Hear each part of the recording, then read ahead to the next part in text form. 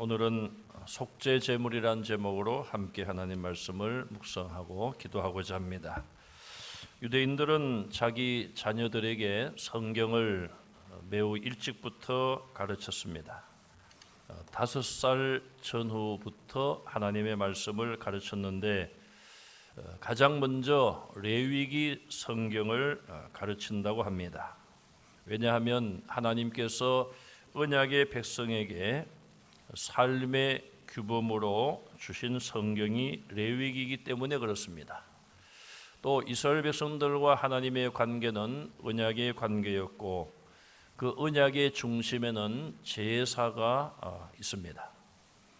자, 우리가 영이신 하나님을 섬긴다는 것, 어떻게 섬겨야 될까요? 우리가 육신에 보이는 부모님을 섬긴다는 것은 우리가 부모님을 존경하고 또 명절 때에 찾아뵙고 큰절을 올리기도 하고 또 생신 때에 찾아뵙고 선물을 드리거나 또 식사를 대접하기도 하고 눈에 보이는 어떤 존재를 존경하고 섬기는 것은 비교적 쉽습니다. 그러나 보이지 아니하는 영이신 하나님을 우리가 어떻게 섬길 수가 있을까요? 그래서 하나님께서는 이스라엘 백성들에게 레위기 성경을 허락해 주셨고 레위기에 많은 제물과 제사, 하나님을 섬기는 구체적인 방법을 가르쳐 주셨습니다.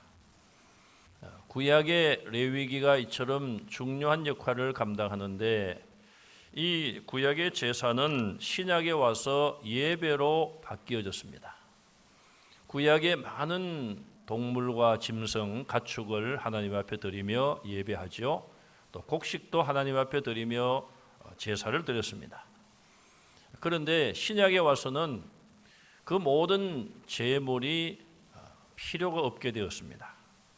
예수 그리스도의 십자가의 대속이 모든 제물을 대표하게 된 것이죠.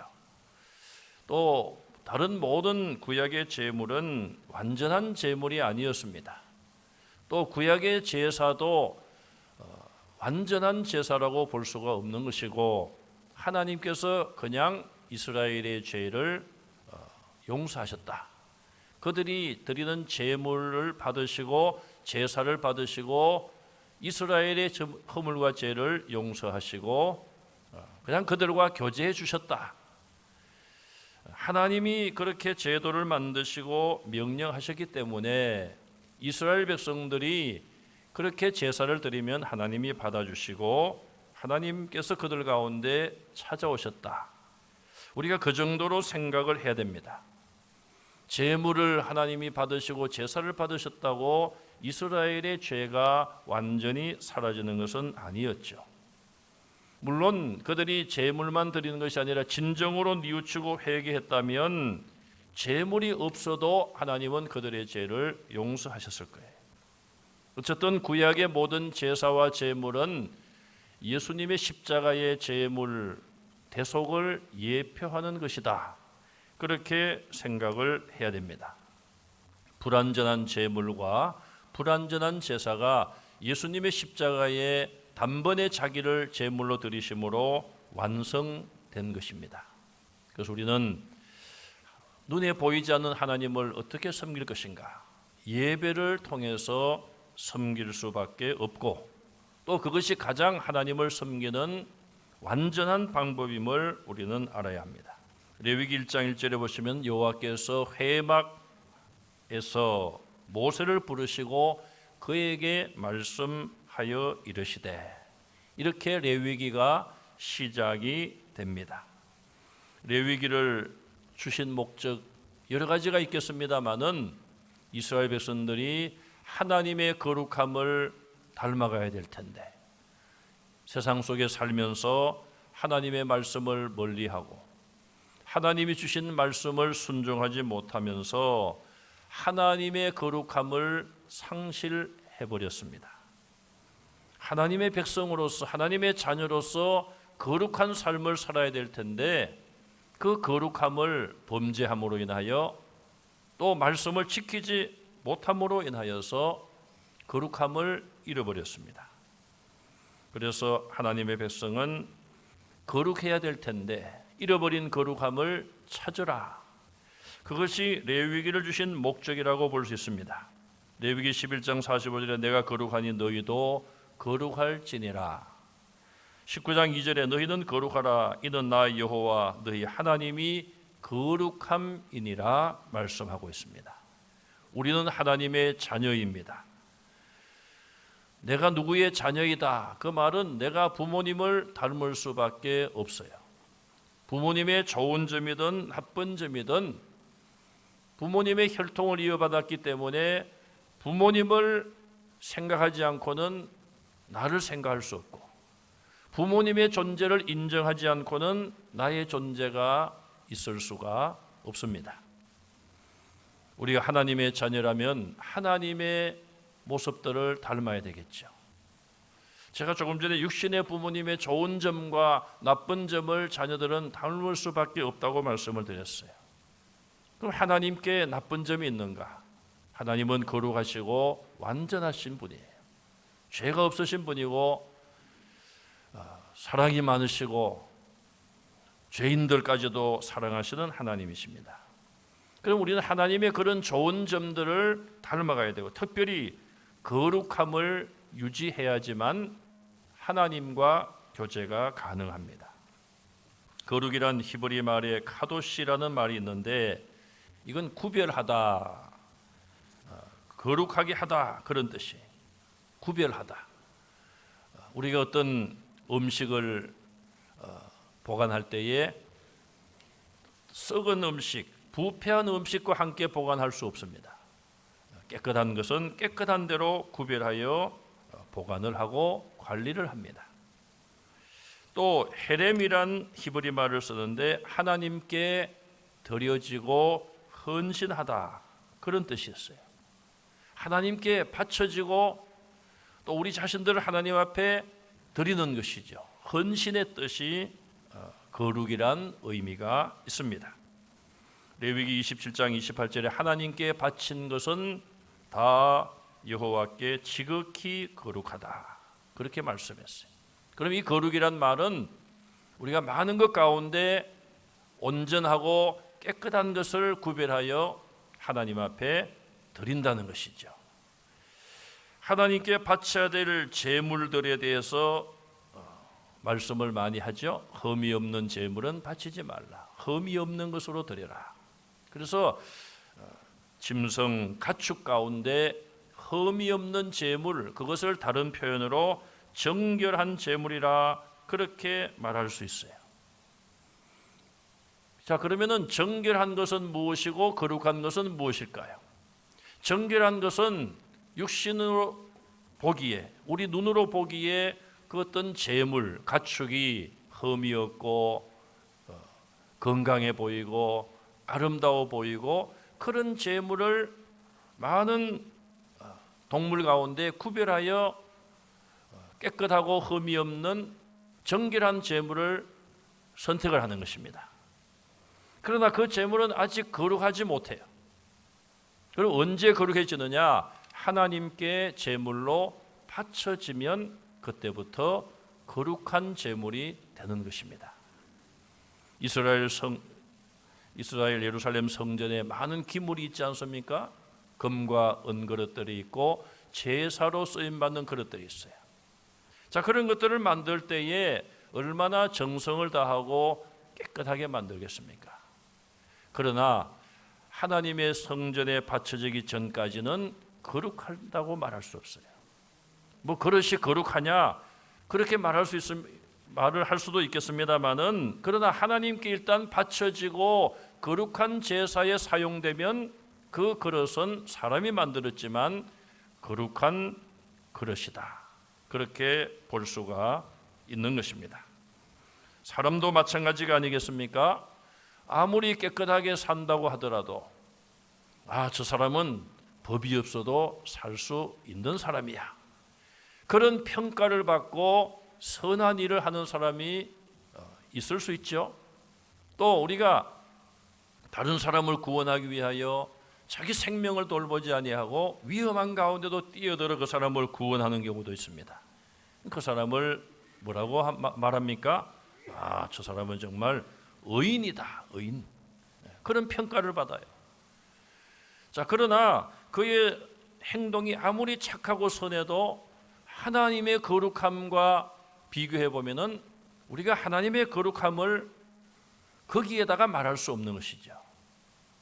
비록 우리가 부족하고 죄인이고 연약하더라도 우리가 철저하게 회개하고 나를 하나님 앞에 온전히 드릴 때에 그때 하나님의 거룩함을 우리는 알 수 있고 하나님의 거룩함을 발견하고 그 거룩함을 닮아갈 수가 있는 것입니다.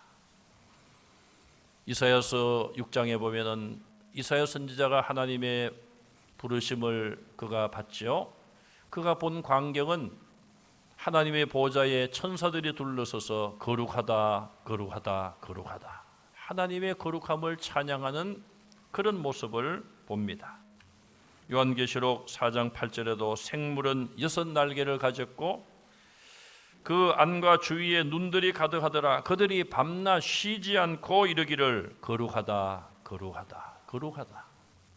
하나님의 거룩함을 소리 높여 찬양합니다. 그러므로 하나님의 자녀인 성도인 우리도 하나님의 거룩함을 닮아 거룩한 삶을 살아야 됩니다. 우리는 지난 2년 가까운 시간을 보내면서 우리 자신들과 한국교회 성도들과 또 세계 여러 나라의 교회 성도들이 모이지 못하고 흩어질 수밖에 없는 어려운 상황을 지내왔습니다. 예배를 드리고 싶어도 드리지 못하는 어려움을 겪기도 했습니다. 심지어는 찬송도 기도도 마음껏 하지 못하는 환경에 있었습니다. 아직도 우리 11월 1일부터 오늘부터죠. 새로운 방역 대책 가운데 예배를 드리는데 아직까지 금지하는 사항이 2가지가 있어요. 교회에서 식사는 하지 말라. 또 한 가지는 통성 기도를 하지 말라. 2가지를 아직도 금지하고 하지 말라는 것이죠. 물론 우리가 협조할 것은 협조하고 또 조심해야 되는 것은 사실입니다. 자, 어쨌든 우리는 코로나 이전과 비교해 보면은 정말 어렵고 답답한 그런 상황을 맞이했습니다. 이 기간이 길어지다 보니 어떤 변화가 오겠습니까? 통계를 하고 설문조사를 했는데 이렇게 신앙생활 하는 것도 괜찮다.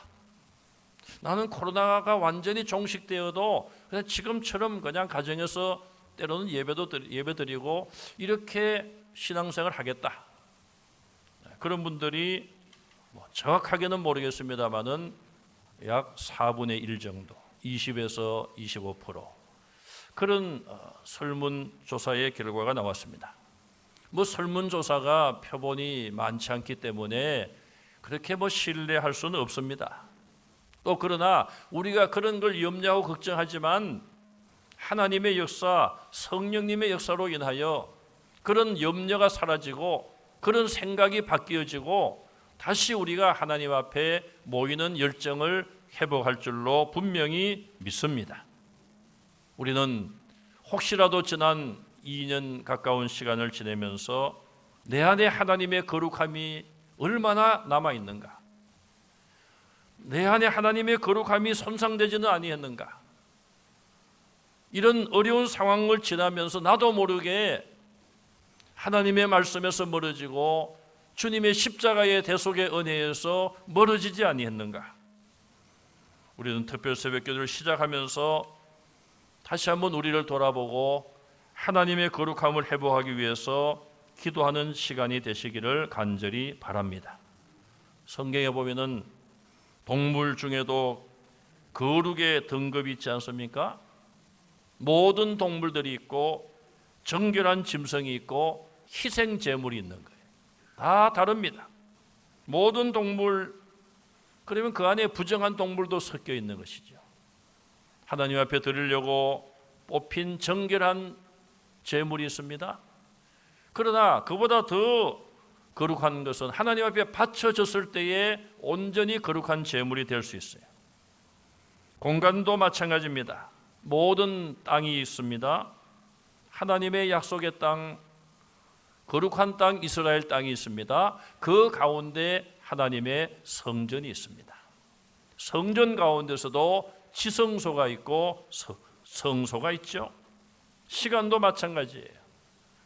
일주일이라는 시간이 있고 그 안에 안식일, 복되고 거룩하게 하신 날, 안식일이 있고 절기가 있어요. 그리고 그 가운데 대속죄일이 있습니다. 1년에 딱 하루 대제사장이 나라 전체의 죄악을 짊어지고 하나님 앞에 나가 속죄받는 날이 있어요. 자, 이처럼 모든 것에는 거룩의 어떤 등급이 다 있는 것입니다. 오늘 본문에 보시면은 하나님께 속죄제를 드리는 규례가 나와 있습니다. 속죄는 죄를 사함받고 거룩함을 회복하기 위하여 드리는 제사입니다. 본문 2절에 보시면 이스라엘 자손 중 누구든지 여호와의 계명 중 하나라도 그릇 범하였으면 속죄제를 드려라. 3절 말씀에 구체적으로 기름 부음 받은 제사장이 범죄하면 흠없는 수송아지를 속죄제물로 드려라. 13절에 내려가서 이스라엘 온 회중이 여호와의 계명 중 하나라도 부지 중에 범하여 허물이 있으나 스스로 깨닫지 못하다가 죄를 깨닫게 되면 수송아지로 속죄제로 드리라. 22절에 만일 이스라엘의 족장이 계명 중 하나라도 범하였으면 역시 속죄제를 드리라. 27절에 가면은 평민 중에 한 사람이라도 하나님의 계명을 어겼다면 속죄제를 드리라. 이스라엘의 모든 사람들을 향하여, 모든 계층의 사람들을 향하여 여호와의 계명 중에 하나라도 범하였으면 속죄제를 드려라 말씀하고 있습니다. 계명 중에 가장 중심이 되고 기본이 되는 것이 십계명입니다. 나는 살인하지 않았습니다. 나는 간음죄 안 지었습니다. 그러나 내가 이웃을 해하려고 거짓 증거를 했든지, 이웃의 물건을 탐내는 마음을 가졌든지, 또 눈에 보이는 행동으로는 죄를 안 지었지만 예수님이 지적하신 것처럼 마음으로 범죄했다면 그것은 하나님 앞에 우리의 거룩함을 잃어버린 일이 아니겠습니까? 그러므로 우리는 우리의 거룩함을, 우리의 죄 없음을 자랑할 것이 아니라 하나님의 계명 중 단 하나라도 범한 것이 있다면 다시 한번 우리는 십자가의 보혈로 씻음받고 우리의 거룩함을 회복할 수 있기를 간절히 바랍니다. 자, 오늘 본문에 보시면은 이 속죄제를 어떻게 드리는가? 첫째는 제물의 머리에 안수하라. 제물의 머리에 안수하라. 수송아지라든지 그런 속죄 제물의 머리에 안수를 하라. 뭐 사람에게만 안수하는 것이 아니라 동물에게도 안수를 했습니까? 우리 교회는 그런 경험이 없는데요. 조금 더 시골에, 우리도 도시와 시골의 중간이라고 볼 수 있는데 목사님들이 때로는 전화가 오고 급한 연락이 와서 목사님, 지금 우리 집에 지금 소가 지금 새끼를 낳으려고 하는데 지금 잘 새끼를 못 낳아요. 빨리 와서 안수기도 해주세요. 목사님이 달려가서 또 송아지를 잘 낳을 수 있도록 안수기도 하는 경우가 있다고 합니다. 자, 제물의 머리에 안수를 하라. 수송아지나 순염소의 머리 위에 안수를 하라. 무슨 의미일까요? 하나님, 우리가 하나님의 백성인 우리가 죄로 인하여서 하나님의 계명을 어김으로 인하여 우리는 죽을 수밖에 없는데, 죄가 죽어야 되는데 우리 대신에 이 송아지가, 이 염소가 죽습니다. 이 양이 죽습니다. 하나님, 우리의 죄를 이 송아지가, 염소가 다 짊어지고 우리를 대신하여 죽습니다. 그러니 우리의 죄를 용서해 주십시오. 그렇게 안수를 해요. 그리고 손가락에 피를 묻혀서 성소의 휘장 앞에서 7번을 뿌려라. 7번을 뿌리라. 아마 여기에서 지금 가톨릭에서는 뭐 성수를 뿌린다고 하죠. 여기에서 나온 것 같죠. 7번을 뿌려라. 7번은 완전수죠. 상징적으로 완전한 속죄를 의미합니다. 물론 제가 처음에 말씀드린 것처럼 구약의 이런 제사를 통하여 우리의 죄가 완전히 깨끗해질 수는 없어요. 그러나 하나님께서 이렇게 상징적으로 보여주신 것이고 예수님의 십자가의 보혈을 통해서만 우리의 죄는 완전히 씻음받을 수 있어요. 그리고 피를 향단 뿔에 바르고 번제단 밑에 피를 다 쏟으라 그렇게 말씀을 했어요. 피 흘림이 없는즉 사함이 없느니라. 반드시 깨끗한 피가 흘려져야지만 죄가 씻어지는 것입니다. 저와 여러분들을 위하여 십자가에서 피 흘리신 주님, 그 십자가의 보혈을 의지하여 이 시간도 주님 앞에 우리의 죄를 씻음받기를 원합니다. 그리고 모든 그 죄물을 다 정결한 장소에 가서 다 태워버리라. 다 태워버리라는 것입니다. 우리의 죄악된 심령을 다 내어놓고 다 옛사람을 다 태워버리고 새로운 생명을 회복하고 거룩함을 회복하라고 말씀하고 있습니다. 우리는 특별 새벽기도를 시작하면서 하나님, 내게 하나님의 거룩함이 상실되었습니다. 지나온 2년 동안 우리 성도들이 하나님의 거룩함을 잃어버렸습니다. 주님, 우리를 불쌍히 보시고 한국교회를 불쌍히 보시고 회복시켜 주옵소서. 오늘 이 한 가지 제목 가지고 거룩함의 회복을 위해서 우리 자신과 우리 교회와 한국교회의 거룩함이 회복될 수 있도록 기도하는 귀한 새벽이 되시기를 주님의 이름으로 축원합니다.